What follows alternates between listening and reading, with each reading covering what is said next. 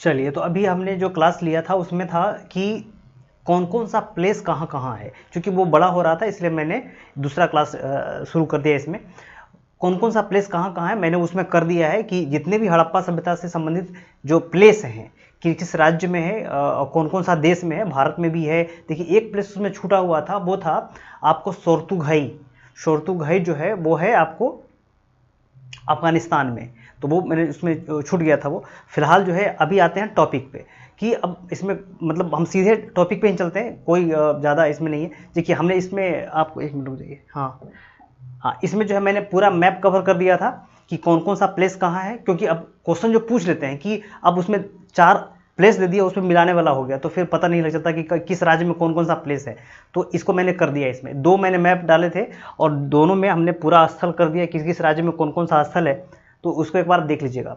अब आते हैं टॉपिक पर सीधे। देखिए, हमने उसमें बताया था कि जो सिंधु घाटी सभ्यता है वो एनसीईआरटी के अनुसार 2600 से 1900 के बीच में है, और बाकी जो लोग कहते हैं कि लगभग 2350 साढ़े 1500 सॉरी 1750, तो ये भी एक सही ही है। लेकिन अगर वहाँ पे पूछ दे, अगर 2 ऑप्शन रहे कि 2350 और 1750 और दूसरा ऑप्शन न रहे 2600 से 1900, तो आप 2300 से 2350 से 1750 ये मार करके निकल जाइए।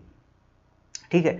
अब अधिक देखिए, जो वन लाइनर टाइप के जो एग्ज़ाम होते हैं ना, उसमें थोड़ा सा कन्फ्यूजन तो रहता ही है। उसी पर जैसे देखिए कि जैन साहब जो महावीर जैन हैं, उनके जन्म पर भी अभी संशय बना हुआ है कि कब उनका जन्म हुआ है। तो 540 में है कि 599 में है, इसमें भी अब जो है बहुत सारे एग्जाम में उसको भी डिलेमा में डाल करके रखा हुआ उन्होंने। खैर छोड़िए, तो आते हैं सीधे अब हड़प्पा सभ्यता पर। देखिए, अब हड़प्पा सभ्यता या सिंधु घाटी सभ्यता, 2-3 चीज़ें मैं पहले क्लियर कर दूंगा आपको कि हड़प्पा सभ्यता का नाम हड़प्पा क्यों पड़ा। तो इसलिए पड़ा क्योंकि पहली बार खुदाई हड़प्पा में हुई थी। हड़प्पा कहाँ है? तो पाकिस्तान में है। ठीक। दूसरा कि सिंधु घाटी सभ्यता क्यों? तो सिंधु घाटी सभ्यता इसलिए क्योंकि सिंधु नदी के जो है किनारे किनारे हड़प्पा सभ्यता पूरा का पूरा बसा हुआ है, इसलिए सिंधु घाटी सभ्यता इसका नाम पड़ा। 2 क्लियर। अच्छा, अब आते हैं कि हड़प्पा सभ्यता या सिंधु घाटी सभ्यता को किस काल में रखते हैं। तो इसको रखते हैं हम आद्य ऐतिहासिक काल में। आद्य ऐतिहासिक काल वह काल है जहां पर जो है पुरातात्विक साक्ष्य भी उपलब्ध हैं और साहित्यिक साक्ष्य भी उपलब्ध हैं, लेकिन साहित्यिक साक्ष्य को पढ़ा नहीं जा सका है। इसलिए हम वैसे काल को आद्य ऐतिहासिक काल में रखते हैं जहां पर दोनों साक्ष्य उपलब्ध हैं लेकिन साहित्यिक साक्ष्य को नहीं पढ़ पाए। तो आद्य ऐतिहासिक काल में हड़प्पा सभ्यता, वैदिक काल और वैदिक काल के अंतिम तक, यानी कि वैदिक काल के 2 काल है ना, ऋग वैदिक काल और उत्तर वैदिक काल, तो दोनों काल को हम रखते हैं आद्य ऐतिहासिक काल में। और उसके बाद जब महाजनपद काल शुरू होता है 600 ईस्वी पूर्व से 400 ईस्वी पूर्व तक, उसके बाद का जो काल है वो आ जाता है ऐतिहासिक काल में, क्योंकि वहाँ से साहित्यिक साक्ष्य भी पढ़े गए और पुरातात्विक साक्ष्य से साहित्यिक साक्ष्य को कंपेयर भी किया गया। तो ये 2 काल को हम जो है ऐतिहासिक काल में रखते हैं। अब आ जाइए सीधे यहाँ पर। अब हड़प्पा सभ्यता के जो जानकारी है हमको किससे मिलता है, यानी कि पुरातात्विक साक्ष्य में हम लोग क्या क्या रखेंगे। तो उसमें हम लोग रखते हैं किसको? तो महल को, जो है वहाँ खंडहर को, मुद्रा को, मुहर को, मनके, बाट, जितने भी उनके स्केल वगैरह हैं, ईंट वगैरह, सारे चीज़ को हम हड़प्पा सभ्यता के अध्ययन के रूप में रखते हैं कि पुरातात्विक साक्ष्य के रूप में रखते हैं। दूसरा कि पुरातात्विक साक्ष्य जो है वो किस प्रकार का साक्ष्य होता है। तो ये भौतिक साक्ष्य होता है, भौतिक साक्ष्य होता है। और साहित्यिक साक्ष्य किस प्रकार का साक्ष्य होता है। तो साहित्यिक साक्ष्य जो है वो ये तो स्क्रिप्ट के फॉर्म में होता है, लिखित रूप में होता है। अच्छा, साहित्यिक साक्ष्य जानकारी किसकी मिलती है, ये भी क्वेश्चन पूछे हुए हैं। तो साहित्यिक साक्ष्य से उस काल के धर्म, दर्शन, राजनीति, प्रशासनिक व्यवस्था के बारे में जानकारी प्राप्त होती है। यही कारण है कि हड़प्पा सभ्यता में साहित्यिक साक्ष्य न प्राप्त होने के कारण अभी तक ये पता नहीं चला है। देखिए, साहित्यिक साक्ष्य तो मिला ही है लेकिन पढ़ा नहीं जा सका है। तो साहित्यिक साक्ष्य जो है पढ़ा नहीं जाने के कारण अभी तक हड़प्पा सभ्यता के किंग कौन थे, राजा कौन था, इसके बारे में जानकारी नहीं है। ये अलग बात है कि कुछ लोगों ने, कुछ विद्वानों ने वो अलग अलग मत दिए हैं कि हड़प्पा सभ्यता में पुरोहित जो है वो राजा हुआ करते थे, या फिर कुछ लोग कहते हैं कि नहीं वहाँ व्यापारी राजा हुआ करते थे, कुछ लोग कहते हैं कि नहीं वंशानुगत राजा हुआ करते थे जो उनके बेटे के बाद बेटा हुआ करते। लेकिन ये पूरी तरीके से फाइनली पता नहीं है कि हड़प्पा सभ्यता में किंग हुआ कौन करता था। उसी प्रकार से पता नहीं है क्या कि हड़प्पा सभ्यता का पतन हुआ कैसे। ये अलग बात है कि जॉन मार्शल जैसे विद्वान या गुरदीप सिंह जैसे विद्वान या फिर अलग और विद्वान जैसे मोर्टिमर वेल जैसे विद्वान वो कहते हैं कि हड़प्पा सभ्यता के पतन अलग अलग कारण रहे हैं। ठीक है। मॉर्टिमर व्हीलर कहते हैं कि हड़प्पा सभ्यता का पतन आर आक्रमण से हुआ है। वही जो है जॉन मार्शल कहते हैं कि हड़प्पा सभ्यता का पतन बाढ़ से हो गया है। वही गुरुदीप सिंह जैसे विद्वान कहते हैं कि हड़प्पा सभ्यता का पतन जो है वो सुखाड़ से हुआ है। इसी प्रकार से बहुत सारे विद्वानों ने हड़प्पा सभ्यता के पतन के लिए अलग अलग कारण बताए हैं। लेकिन एक बात बताइए कि हड़प्पा सभ्यता का जो फैलाव है लगभग 13 लाख वर्ग किलोमीटर में है, तो इतने बड़े क्षेत्रों के पतन के लिए कोई एक कारण जिम्मेदार कैसे हो सकता है? यानी कि हड़प्पा सभ्यता का पतन के लिए कोई एक कारक नहीं उत्तरदायी है। हाँ, ये अलग बात है कि अलग अलग शहरों के पतन के लिए अलग अलग कारक उत्तरदायी रहे होंगे।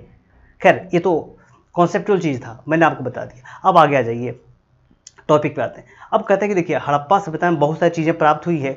अब मैंने यहाँ पे आपको टॉपिक लिख दिया कि सिंधु घाटी सभ्यता या हड़प्पा सभ्यता 2600 से 1900 ईस्वी पूर्व में। मैंने यहाँ पे लिखा है कि जो है सिंधु घाटी सभ्यता आदि ऐतिहासिक काल, याद रखिएगा आदि ऐतिहासिक काल, यानी कि वैसा काल जो मैंने अभी समझा दिया है आपको, आदि ऐतिहासिक काल को। ठीक, ज़्यादा हम इसमें जोर नहीं देंगे समझाने पे क्योंकि क्लास बहुत लंबा हो जाएगा।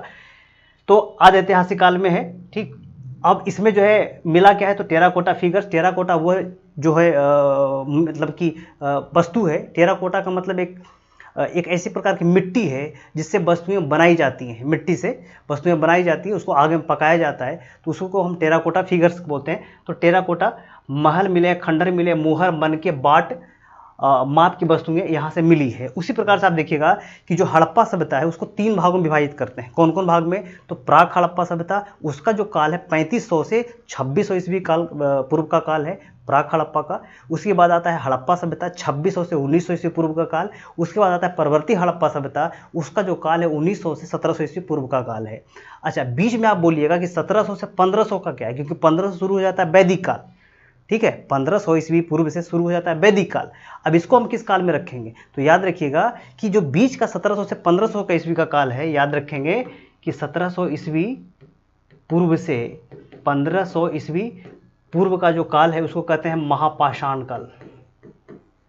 महापाषाण काल, ठीक है, महापाषाण काल ये एक अलग चीज़ है, मेगालिथिक पीरियड इसको कहते हैं। ठीक, खैर अब आगे बढ़िएगा तो याद रखिए कि हड़प्पा सभ्यता एक कांस्ययुगीन सभ्यता है, सबको पता है, क्योंकि इस काल में कांसे के बर्तन बनाए जा रहे हैं। अब कांसे के बर्तन बनाने का मतलब ये नहीं है कि बहुत सारे बर्तन कांसे के बनाए जा रहे हैं, नहीं, कांसे के कुछ बर्तन बनाए जा रहे हैं। फिर भी अगर जो है एक नया धातु का डेवलपमेंट हुआ है तो हम उसके काल को हम कांस्ययुगीन सभ्यता कह सकते हैं। तो याद रखिएगा कि हड़प्पा सभ्यता एक कांस्ययुगीन सभ्यता है, किंतु यह ताम्रपाषाण काल में आता है। अब मैंने उस वीडियो में समझा रखा है कि ताम्रपाषाण काल किसको बोलेंगे। ठीक है, ताम्रपाषाण काल हम किसको बोलेंगे? ताम्रपाषाण काल का मतलब है कि पहले पाषाण काल, उसके बाद ताम्रपाषाण काल, उसके बाद कांस्ययुगीन सभ्यता, उसके बाद फिर ताम्रपाषाण काल। कंफ्यूजन नहीं होना चाहिए भैया, यही क्वेश्चन पूछेगा आपको। बिल्कुल हम लिख के दे रहे हैं कि क्वेश्चन पूछने का तरीका इसी प्रकार से होगा। एक क्वेश्चन पूछा भी है यूपीएससी में भी और बीपीएससी में और पीसीएस में भी, यूपीपीसीएस में भी। तो इसको ध्यान रखिएगा कि पहले कौन, तो पाषाण काल, उसके बाद ताम्रपाषाण काल, उसके बाद कांस्ययुगीन, उसके बाद फिर ताम्रपाषाण काल। तो आप पूछिए कि ताम्रपाषाण काल 2 बार कैसे? क्योंकि हड़प्पा सभ्यता का जब पतन होगा भाई तो फिर से कांस्ययुगीन सभ्यता खत्म हो जाएगी और फिर से ताम्रपाषाण काल डेवलप हो जाएगा। ठीक, खैर छोड़िए, तो आगे हम कभी मौका मिलेगा तो हम समझा देंगे इसको, फिलहाल तो आगे चलिए। अब देखिए कहता है क्योंकि इस सभ्यता में अधिकांश जो स्तर हैं वो तांबे एवं पत्थर के उपकरण मिले हैं हड़प्पा सभ्यता में। हड़प्पा तो कुछ स्थल पर कांसे के उपकरण मिले हैं, तो कुछ स्थल ही सही लेकिन कांसे को उपकरण तो मिल तो सही, इसलिए हम इस सभ्यता को कांस्ययुगीन सभ्यता कहते हैं। आगे है कि चार्ल्स मेसोन एक बहुत बड़े जो है ये हुआ करते थे, क्या कह सकते हैं कि उसको जो ये देखिए कि एक विद्वान तो थे ही, ठीक है, लेकिन जो है एक बहुत बड़े जो है इतिहासकार भी थे। उनका कहना था कि वो 1826 में भारत आए थे और भारत में आकर के वो हड़प्पा की तरफ घूमने गए तो उन्होंने एक प्राचीन सभ्यता के बारे में उनको दिखाई पड़ा, क्योंकि हड़प्पा उधर गए, हड़प्पा की तरफ गए यानी कि पाकिस्तान में गए, उसमें चूंकि भारत गुलाम था तो पाकिस्तान में घूमने गए तो उनको जो है एक टीला दिखाई पड़ा। वहाँ के लोगों ने कहा कि ये जो टीला है वो श्रापित है, वहाँ के राजा लोग थे वो मर गए हैं, वहाँ मत जाइए, लेकिन फिर भी वो गए। वहाँ जाकर के देखा, उनको लगा कि नहीं कुछ तो ऐसा चीज़ है जो बहुत प्राचीन है ये, तो वो अपने डायरी में मेंशन करके और वो निकल गए। तो सबसे पहले चार्ल्स मेसोन ने हड़प्पा सभ्यता के बारे में जो है जानकारी दी, बताया कि वहाँ पे कुछ चीज़ें हैं। उसके बाद जो है 1853 ईस्वी में कनिंघम महोदय, कनिंघम भारत में आए, उन्होंने भी इसकी जानकारी जो है आप देखेंगे कि प्राप्त की, लेकिन उन्होंने जो है इस पर कोई ज़्यादा इंटरेस्ट लिया नहीं। हाँ, उन्होंने कुछ ज़्यादा इसमें इंटरेस्ट लिया नहीं कनिंघम महोदय ने। तो फिर जो आप देखिएगा कि अच्छा, कनिंघम से याद आता है कि कनिंघम कौन है।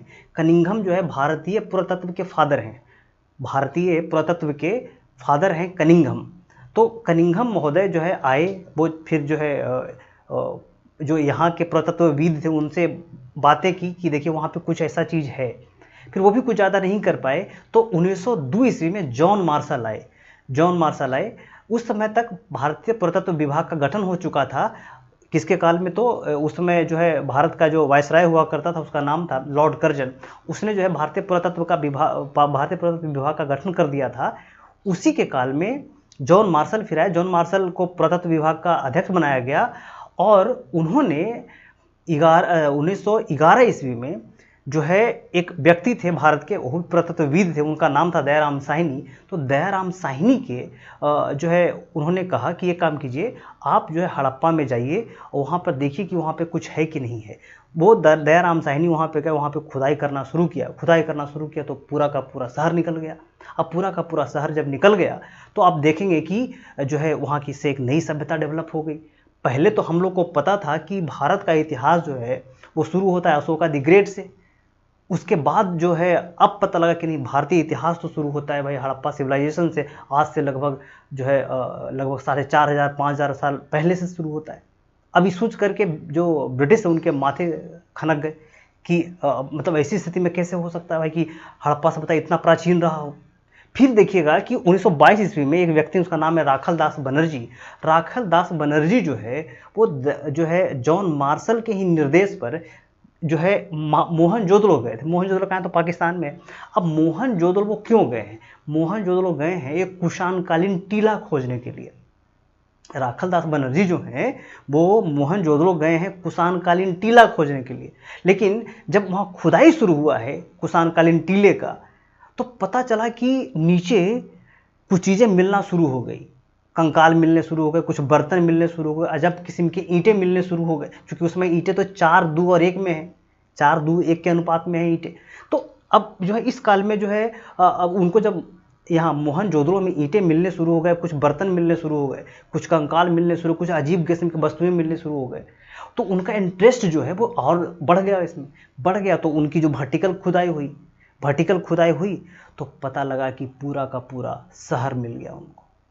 तो सबसे पहले हड़प्पा की खुदाई हुई जो पाकिस्तान में स्थित साहिवाल ज़िले में है, और दूसरी जो है हुई कहाँ? तो मोहनजोदड़ो में, वही पाकिस्तान के जो है सिंधु ये क्या कहते हैं कि आपको ये सिंधु नदी किनारे है वो, और वहाँ का जो ये है सिंध प्रांत में है वो, है ना। तो सिंध प्रांत में वो है।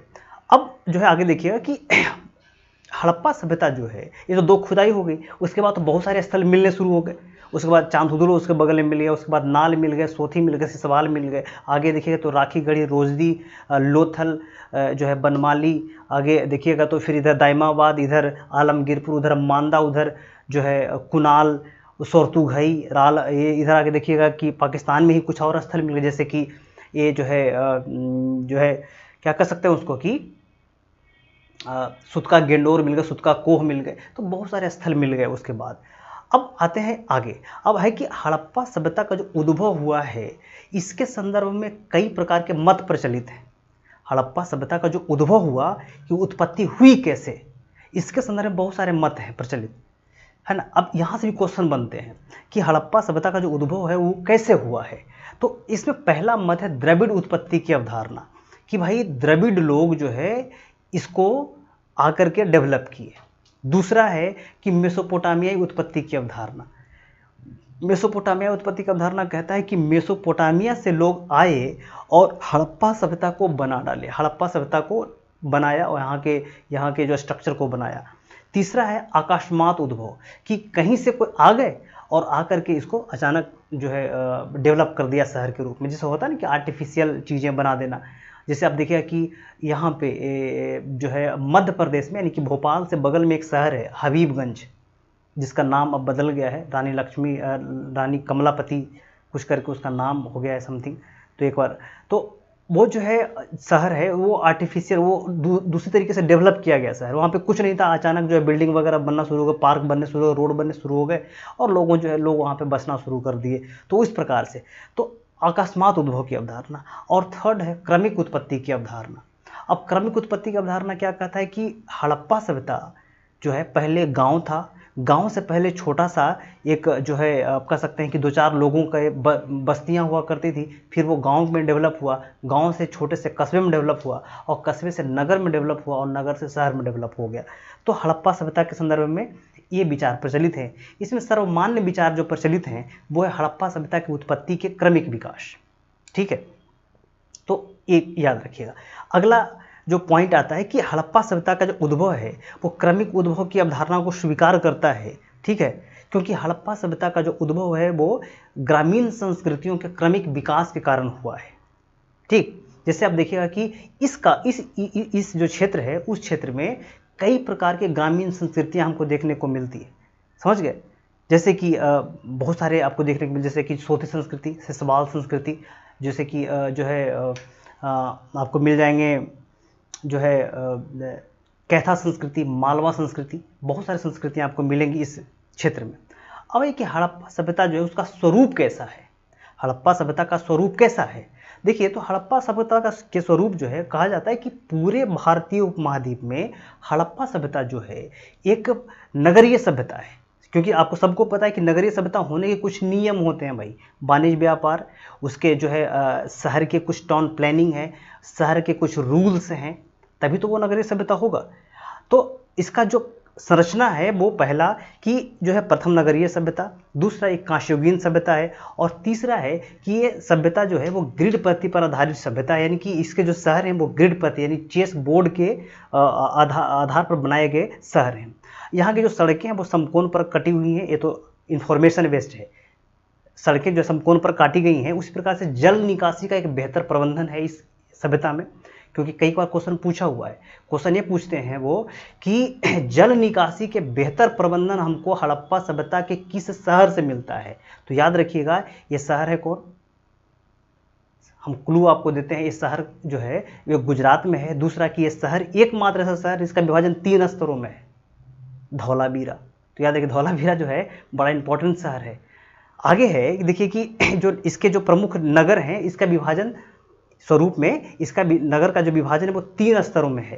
पहला कि ऐसा शहर जिसका कोई विभाजन नहीं है, एक ही तरीके के शहर बनाए गए। दूसरा है कि दो स्तर में विभाजन है, एक गढ़ी क्षेत्र, दूसरा सामान्य क्षेत्र। तीसरा है कि 3 स्तर में विभाजन है, एक जो है सामान्य क्षेत्र, गढ़ी क्षेत्र, और एक जो है जन सामान्य के रहने के लिए क्षेत्र है। तो वो चीज़ें।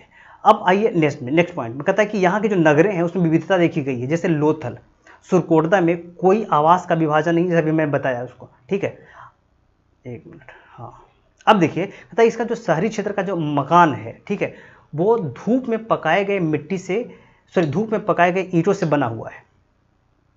और इसके जो ग्रामीण क्षेत्र हैं इसमें कच्ची ईंटों से बनाए गए मकान बनाए गए हड़प्पा सभ्यता में। शहर में धूप में पकाए गए ईंटों से बनाए गए मकान हैं, और गांव में जो है वो जो है कच्ची ईंटों से बनाए गए मकान है। उसी प्रकार से ईंट को जोड़ने के लिए, ईंट जो हम लोग जोड़ते हैं, आज सीमेंट जोड़ते हैं, तो ईंटों को जोड़ने के लिए डामर का प्रयोग करते थे और जिप्सम का लोग प्रयोग करते थे इस काल में। हड़प्पा सभ्यता, ये भी क्वेश्चन पूछा हुआ है कि मकान जो बनाते थे उसमें ईंट का जो जुड़ाई होता था, इसके लिए किस रॉ मटेरियल का प्रयोग करते थे। तो एक डामर है, दूसरा जिप्सम, याद रखिएगा। ठीक है, अच्छा, तीसरा पॉइंट है, कहता आगे है कि हड़प्पा सभ्यता का जो नगरीकरण है उसका आधार क्या है। तो आधार है वाणिज्य व्यापार। अच्छा, यहीं से एक प्रश्न और मैं आपसे पूछता हूं, जो लोग हमको सुन रहे हैं सुनिएगा, कि हड़प्पा सभ्यता में अधिकांश लोग क्या हैं, मजदूर हैं, किसान हैं, व्यापारी हैं, या राजे हैं, यानी कि जो मतलब अभिजात्य वर्ग के लोग, कुलीन वर्ग के लोग हैं, क्या हैं यहाँ। ये आप कमेंट में ऑप्शन में आंसर देंगे, कमेंट में आप करके बताएंगे हमको कि हड़प्पा सभ्यता में अधिकांश लोग हैं क्या। चलिए आगे हम आते हैं। अब देखिए हड़प्पा सभ्यता का जो आधार है वो वाणिज्य व्यापार है। अच्छा, वाणिज्य व्यापार जो है वो किसके कंट्रोल में है। तो वाणिज्य व्यापार जो है वो शासक वर्ग के कंट्रोल में है। लेकिन याद रखिएगा कि हड़प्पा सभ्यता में शासक वर्ग कौन है इसकी जानकारी अभी नहीं मिली है। ठीक है, ये कन्फ्यूजन है भैया अभी, क्योंकि लिपि नहीं पढ़ी जा सकी है। हमने पहले ही बता दिया है कि जिस सभ्यता के जो है अध्ययन में लिपि नहीं पढ़ी जाए, वहाँ के धर्म, दर्शन, राजनीतिक व्यवस्था और प्रशासनिक व्यवस्था की जानकारी नहीं मिल पाती है।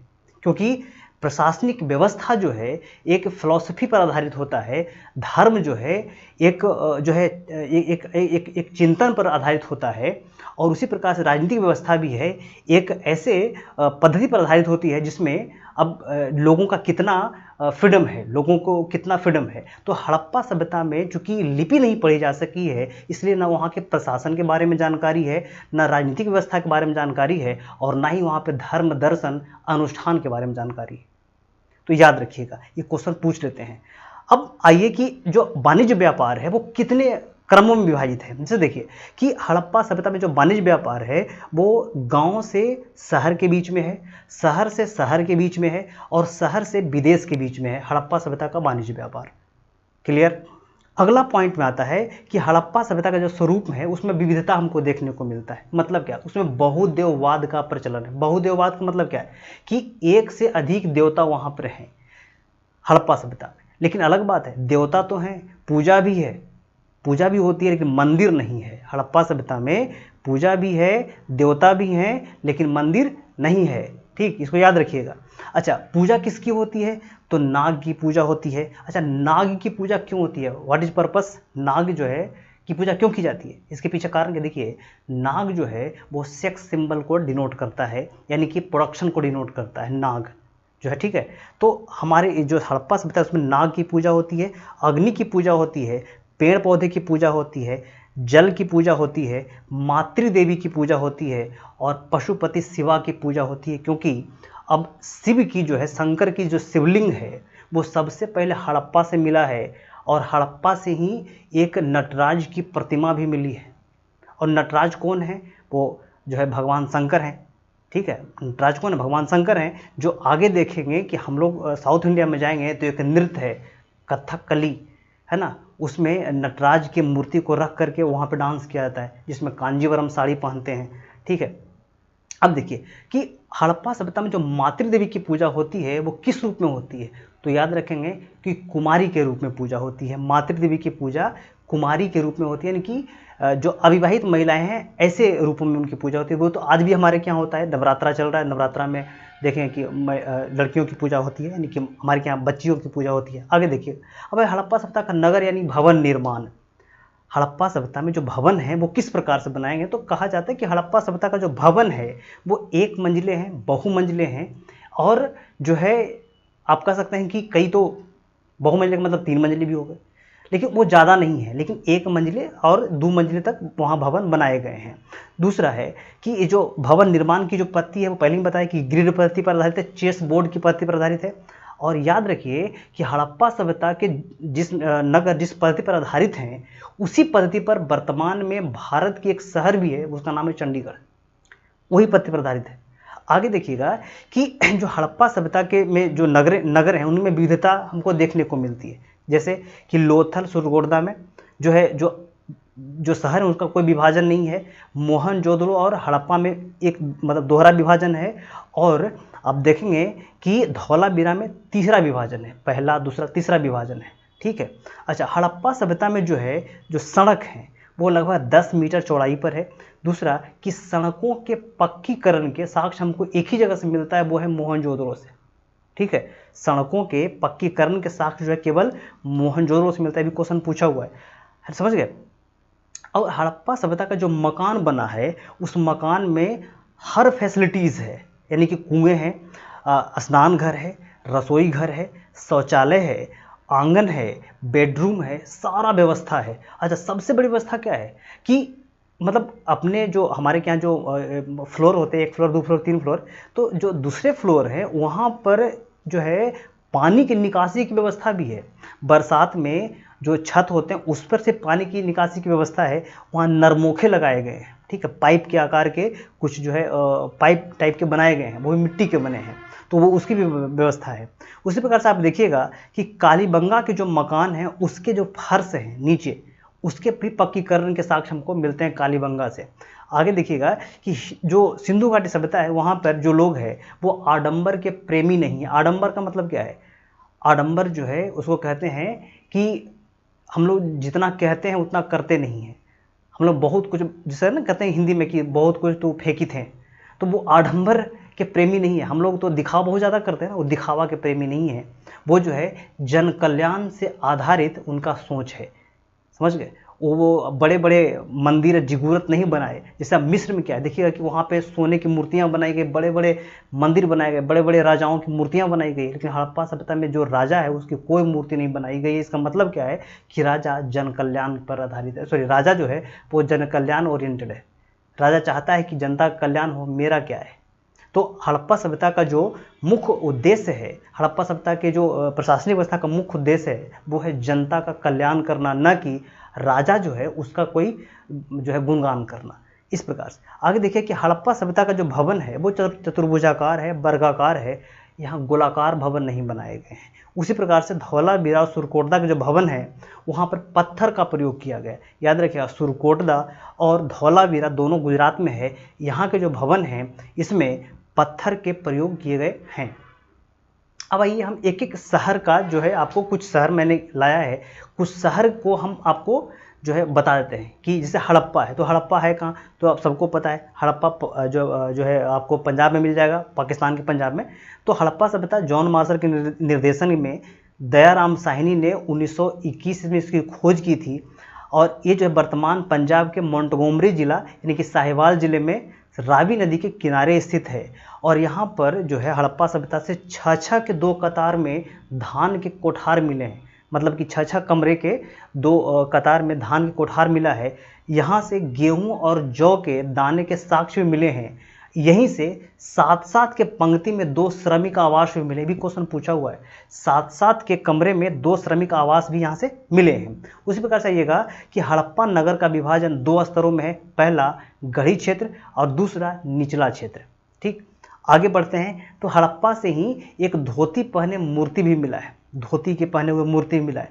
तीसरा अगला पॉइंट है कि नटराज की जो आकृति है, हमने पहले बताया कि नटराज की आकृति हड़प्पा से मिली है, जो चूना पत्थर की है और एक जो है वो नृत्य मुद्रा में है, यानी कि तांडव कर रहे हैं नटराज, यानी कि शिवा जो है उस काल में ही भी है, समझ गए। और यहीं से हड़प्पा से ही एक तांबे की गाड़ी मिली है, और यहीं से कांसे का दर्पण भी मिला है। ये तांबे की गाड़ी जो है ना भैया, कांसे का दर्पण, ये यूपी पीसीएस में पूछा हुआ है। यहाँ से सिर के बल खड़ी हुई एक स्त्री मिली है, जिसके गर्भ से एक पौधा निकलता हुआ दिखाया जा रहा है। इसका मतलब उसको हम उर्वरता की देवी मानते हैं। आगे जो है यहाँ से कब्रगाह एच मिला है, और यहाँ से ही कब्रगाह R37 भी मिला है। ये भी क्वेश्चन पूछा हुआ है, R37 कहाँ से मिला, तो हड़प्पा से मिला है। आगे है कि सर्वाधिक मात्रा में अभिलेखित मुद्राएं यहीं से प्राप्त हुई है, जिसमें कुछ लिखा हुआ है, वो कहाँ से मिला है, हड़प्पा सभ्यता से। जबकि सर्वाधिक मुद्रा मिला है मोहनजोदड़ो से। कहता है कि शंख का बना हुआ बैल और पीतल का बना हुआ इक्का गाड़ी यहीं से मिला है, हड़प्पा से ही मिला है। और तांबे की इक्का गाड़ी ठोस पहिए के साथ हड़प्पा से ही मिला है। तो ये तो हड़प्पा का हो गया। अब आइए तो आते हैं मोहनजोदड़ो पे। देखिए मोहनजोदड़ो भी पाकिस्तान में ही है। इसकी खोज जो है 1922 ईस्वी में राखलदास बनर्जी ने किया था। ठीक, अच्छा, ये जो है हड़प्पा का अर्थ क्या होता है, हड़प्पा का अर्थ होता है मृतकों का टीला। ठीक है, अच्छा, हड़प्पा जो शहर है उसका विभाजन 2 भागों में है, गढ़ी क्षेत्र और निचला क्षेत्र में। उसी प्रकार से आप देखें कि हड़प्पा जो है जो सभ्यता है, सॉरी, हड़प्पा जो शहर है वो क्यों जाना जाता है, तो वो जाना जाता है विशाल स्नानागार और अन्नागार के लिए। तो स्नानागार जो है, विशाल स्नानागार हड़प्पा से ही हमको मिलता है, और 16 कमरों वाला एक बैरक मिला है, इसके लिए भी हड़प्पा, सॉरी, ये जो मोहनजोदड़ो वो जाना जाता है। उसी प्रकार से E.G.H. मैके, एक बहुत बड़े विद्वान, भी क्वेश्चन पूछा हुआ है। E.G.H. मैके ने जो 16 कमरों वाला बैरक मिला है उसको दुकान कहा है। और पीगट महोदय, पीगट एक बहुत बड़े विद्वान हैं, उन्होंने जो है हड़प्पा को और मोहनजोदड़ो को हड़प्पा सभ्यता की दोनों की जुड़वा राजधानी बताया। ठीक, अच्छा, यहीं से कमरों में पकाई गई, ठीक है, जो है ईंटों का प्रयोग किया हुआ दिखाया गया है कि यहाँ जो है पक्की हुई ईंटों का प्रयोग हड़प्पा सभ्यता में मकान बनाने के लिए किया जाता था। यहाँ के जो सड़कें उसका पक्कीकरण के साथ हड़प्पा सभ्यता मोहनजोदड़ो से मिला है। I am sorry for that. हाँ, तिपतिया साल, देखिए यहाँ से क्वेश्चन पूछा हुआ है कि तिनपतिया साल ओढ़े हुए एक साधु की मूर्ति हड़प्पा से ही मिली है। इसका मतलब क्या? इसका मतलब ये है कि उस काल में जो है चित्रकारी व्यवस्था का प्रचलन था। समझ गए? हड़प्पा से जो एक साधु है वो शॉल ओढ़े हुए है और उसके शॉल पर जो है 3 पत्ता वाला चित्र बनाया हुआ है। इसका मतलब हड़प्पा सभ्यता में चित्रकारी व्यवस्था का प्रचलन था। ठीक है। अच्छा, वहीं सबसे जो है हड़प्पा से मोहनजोदड़ो से ही एक सिंग वाला पशु मिला है और उस पर एक मोहर मिला, एक सिंग वाला पशु की आकृति का मोहर मिला है। ठीक है। आप देखें कि हड़प्पा सभ्यता के मोहनजोदड़ो से ही एक नर्तकी मिली है डांस करते हुए, ऐसे डांसिंग गर्ल, जिसके हाथ में यहाँ से यहाँ तक पूरा चूड़ी है। अच्छा, ये जो चूड़ी है वो राजस्थानी कल्चर को डिनोट करता है भाई, याद रखिएगा। राजस्थान में जो महिलाएं होती हैं ना, वो यहाँ से यहाँ तक चूड़ी पहन के रहती हैं, तो वो राजस्थानी कल्चर को बताता है। उसी प्रकार से यहाँ से सीप का बना हुआ बाट, यहाँ पे सबसे अधिक मुद्राएं जो है मोहनजोदड़ो से मिली है।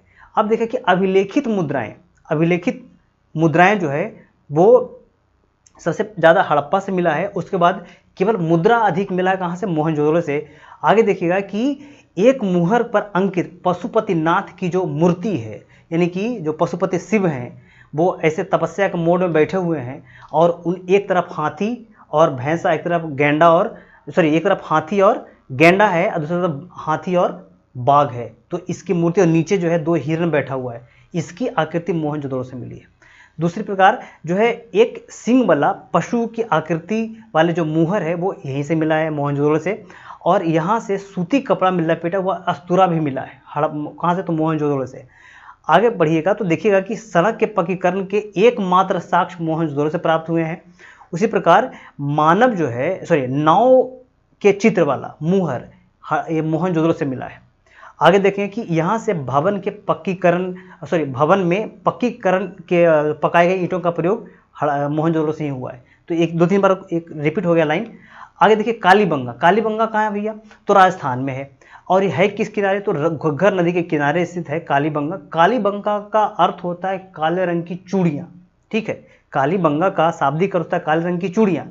इस स्थल की खोज अमलानंद घोष ने 1953 ईस्वी में किया था। यहाँ के दुर्ग का आकार वर्गाकार है। जो दुर्ग है, जो वहाँ पे लोग अभिजात वर्ग के लोग रहते थे, जो किंग रहते थे, किंग ही कहेंगे, है ना, जो शासक वर्ग हैं, उनका जो आकार है, दुर्ग का आकार वर्गाकार है। यहाँ से ईंटों के चबूतरे एवं हवन कुंड मिले हैं। जो आज हम लोग पूजा करते हैं, हवन करते हैं, तो हवन कुंड के जो साक्ष्य है वो कालीबंगा से ही मिले हैं, जो राजस्थान में है। और यहाँ से जुते हुए खेत के साक्ष्य मिले हैं, जो प्राक हड़प्पा काल के हैं, मतलब कि अर्ली हड़प्पा काल के हैं। उसी प्रकार बेलनाकार मुहर यहीं से प्राप्त हुआ है। बेलनाकार मुहर कहाँ से? कालीबंगा से मिला है, जो मेसोपोटामिया का मुहर है। मेसोपोटामिया है ना, मेसोपोटामिया का शासक सारगोन है, जो हम आगे बताएंगे आपको। आगे देखिएगा कि यहाँ से शिशु के कपाल खंड मिला। एक छोटा सा बच्चा है, उसका एक कपाल मिला है जिस पर 6 छेद किया हुआ है। लग रहा है कि उसका ऑपरेशन किया गया था, तो 6 छेद भी मिले हैं उसके कपाल खंड में। इससे पता चलता है कि इस काल में शल्य चिकित्सा यानी कि ऑपरेशन व्यवस्था भी थी।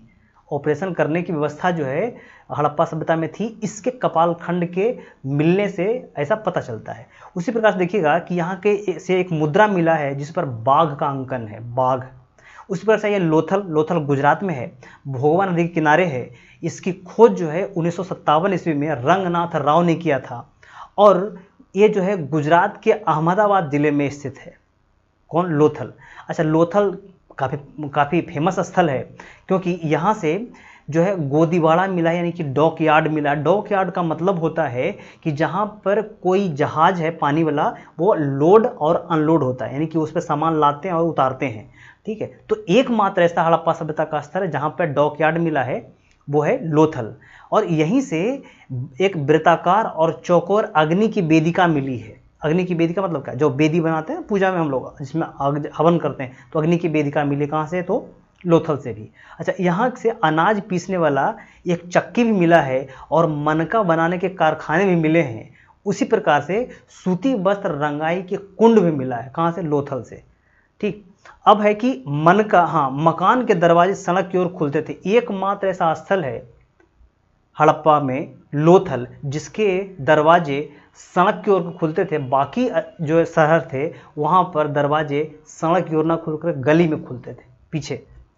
अब आगे बढ़िएगा तो यहाँ पे है कि यहाँ से 3 युग्मित समाधि मिला है, साथ ही एक मम्मी के साक्ष्य भी मिले हैं। मम्मी का मतलब माता जी नहीं, मम्मी का मतलब वो मरा हुआ लपेटा हुआ बंदा वो। तो हाँ, जो श्रमिक संपर्क में मिस्र के संपर्क का परिणाम बताया जा रहा है कि जो है, जो मम्मी मिली है, जो मिस्र जो लपेटा हुआ जो लाश मिला है, उससे पता लगता है कि कहीं ना कहीं भारत का जो संबंध है वो मिस्र से रहा था। उसी प्रकार देखिएगा कि एक मृदभांड मिला है जिस पर पंचतंत्र वाली चालाक लोमड़ी का अंकन दर्शाया गया है। कहाँ? तो यहाँ से आगे देखेंगे बनवाली। बनवाली एक बहुत बड़ा स्थल है। तो बनवाली है कहाँ? कई बार पूछते हैं, वो है हरियाणा में, हिसार जिले में है। इसकी खोज 1973 ईस्वी में RS बिष्ट ने किया था। यहाँ से तांबे की कुल्हाड़ी मिली है। बहुत इंपॉर्टेंट लाइन है, कई बार पूछा हुआ है भैया कि तांबे की कुल्हाड़ी कहाँ से मिला, तो बनवाली से मिला है। यहाँ से हल की आकृति का एक मिट्टी का खिलौना भी मिला है। उसी प्रकार से बनवाली की जो नगर है वो शतरंज की बिसात या जाल की तरीके से है। यहाँ के नगरों में कोई विभाजन नहीं है। आगे देखिए कि यहाँ से तांबे का एक बानाग्र भी मिला है। यहाँ से मुहरों एवं बटखारे मिले हैं। कहाँ से? तो यहाँ जो है बनवाली से। उसी प्रकार है धौलावीरा। धौलावीरा जो है वर्तमान में गुजरात के भचाऊ जिले में है। यह जो है 1967 ईस्वी में जगपति जोशी के द्वारा खोजा गया। धौलावीरा का शाब्दिक अर्थ होता है सफ़ेद कुआं, है ना। उसी प्रकार से आप देखिएगा कि धौलावीरा एकमात्र ऐसा स्थल है जिसका विभाजन 3 स्तरों में है। और इसका जो विभाजन 3 स्तरों में है, पहला स्तर दुर्ग क्षेत्र है, दूसरा मध्य क्षेत्र है और तीसरा निचला क्षेत्र है। ठीक है। तो धौलावीरा से ही एक स्टेडियम भी मिला है जहाँ पे छक्के मारते हैं।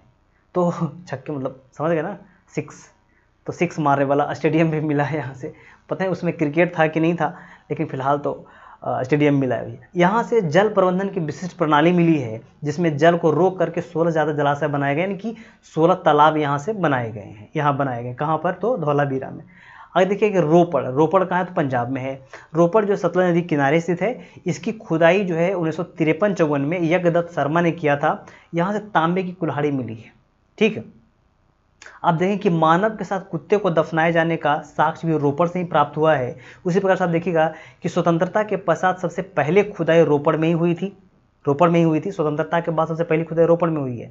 आगे देखिए कि हड़प्पा सभ्यता के कुछ अन्य नगरों में सुरकोटदा गुजरात, रंगपुर गुजरात, आलमगीरपुर उत्तर प्रदेश और कोटदीजी पाकिस्तान और चांदहुदुलो पाकिस्तान में है। ठीक है। आप देखिए आगे कि अब चांदहुदुलो को एक बार देख लेते हैं कि चांदहुदुलो खोज 1931 ईस्वी में NG मजुमदार ने किया था और यह सिंधु नदी के किनारे पाकिस्तान के सिंध प्रांत में स्थित है। यहाँ से प्राक विकसित यानी कि उत्तर हड़प्पा स्थित जो है जो साक्ष्य हैं वो प्राप्त हुए हैं। यहाँ के मनके बनाने के कारखाने भी मिले। यहाँ से मनके समझते हैं ना, जो गले में पहनते थे पहले। आज मनका जो हमारे यहाँ गाय भैंस पहनता है, तो जो है मनके बनाने के साक्ष्य मिले हैं। हाँ, बकराकार ईंटों का प्रयोग केवल चांदहुदुलो में ही होता था। बकराकार मतलब टेढ़ा ईंट का प्रयोग जो है चांदहुदुलो में होता था। चांदहुदुलो एक मात्र ऐसा स्थल है जहाँ मिट्टी के पाइपनुमा नालियाँ का प्रयोग हुआ है। उसी प्रकार से देखिए कि यहाँ की एक मुद्रा पर 3 घड़ियाल, 2 मछलियों का अंकन भी मिला है। कहाँ से? तो चांदहुदुलो से। सौंदर्य प्रसाधन में लिपस्टिक और इत्र का बर्तन के साक्ष्य यहीं से मिले, यानी कि उस काल में लिपस्टिक भी होता था और इत्र भी होता था। उसका बर्तन मिला कहाँ से? तो चांदहुदुलो से। और यहाँ से प्राप्त ईंटों में बिल्ली का पीछा करते हुए कुत्ते के पंजे को भी दिखाया गया है चांदहुदुलो से। अब आइए सुरकोटदा। वो वर्तमान गुजरात के कच्छ प्रदेश में स्थित है। इसका उत्खनन जो है जगपति जोशी ने 1964 ईस्वी में किया था, सुरकोटदा का। यहाँ से जो है घोड़े की अस्थियाँ प्राप्त मिली, सुरकोटदा से हुई है। उस पर से आलमगीरपुर जो है, यह जो है गुजरात, सॉरी, ये मतलब कि यहाँ पे है, उत्तर प्रदेश में है। और ये जो है आप देख सकते हैं कि ये हड़प्पा सभ्यता का सबसे पूर्वी स्थल है। यहाँ से रोटी बनाने वाला चकला मिला है और यहीं से बर्तनों पर मोर और गिलहरी का चित्र भी मिला है। कहाँ से? तो सुरकोटदा से। समझ गए। तो हाँ, इस वीडियो में इतना ही था। और जैसे ही मेरा एक और वीडियो आएगा, जैसे ही तुरंत मतलब कि एक वीडियो और मेरा आएगा, और उसके लिए आप लोग रेडी रहिए। तो अगर थोड़ा बहुत भी आपको इसमें